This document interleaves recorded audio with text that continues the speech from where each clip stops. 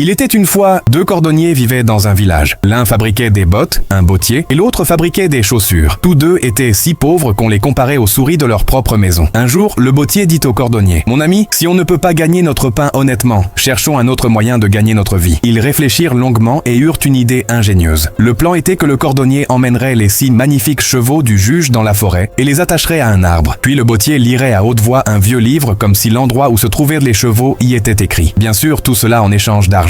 Ils mirent leur plan à exécution. Les chevaux disparurent et tout le village se mit à leur recherche, sans succès. C'est alors que le bottier alla voir directement le juge. « Monsieur, si je vous donne un indice utile, que me donnerez-vous? Si ton indice est bon, je te donnerai 300 pièces, répondit le juge. Le bottier ouvrit son vieux livre et lut à haute voix. Au sommet d'une colline enneigée, au milieu d'une forêt dense, les 6 chevaux sont attachés à un arbre. Les villageois coururent à l'endroit décrit. Et en effet, les chevaux s'y trouvaient. Le juge, ravi, donna les 300 pièces au bottier, comme promis. Le nom du bottier, désormais connu comme Monsieur Cricket, se répandit dans toute la région. On disait qu'il possédait un livre magique capable de retrouver n'importe quoi. La rumeur parvint jusqu'au roi, au bon moment. La reine avait perdu sa bague préférée et était tombée malade de chagrin. Le roi fit préparer son carrosse royal, attelé de 6 chevaux brillants comme l'or, et envoya des gardes chercher Monsieur Cricket pour qu'il arrive sain et sauf. Monsieur Cricket était très inquiet, craignant que sa ruse soit découverte. Arrivé au palais, le roi l'accueillit. « Si tu retrouves la bague de la reine, je te donnerai 6 charrettes remplies d'or. Je ferai de mon mieux, majesté.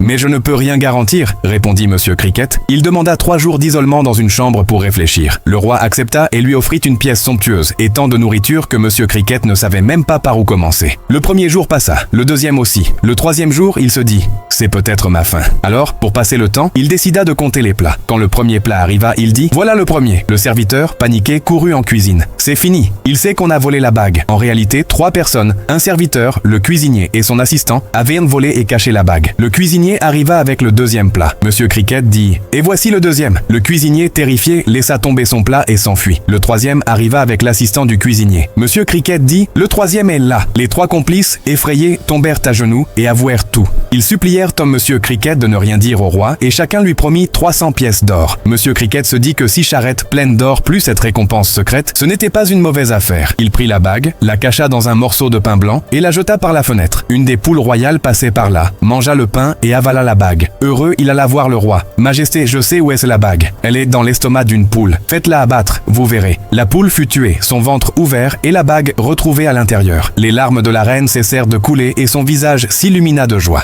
Le roi tint sa promesse. Il fit remplir 6 charrettes d'or et renvoya Monsieur Cricket chez lui, escorté par des soldats pour éviter tout vol en chemin. Et c'est ainsi que se termine cette histoire.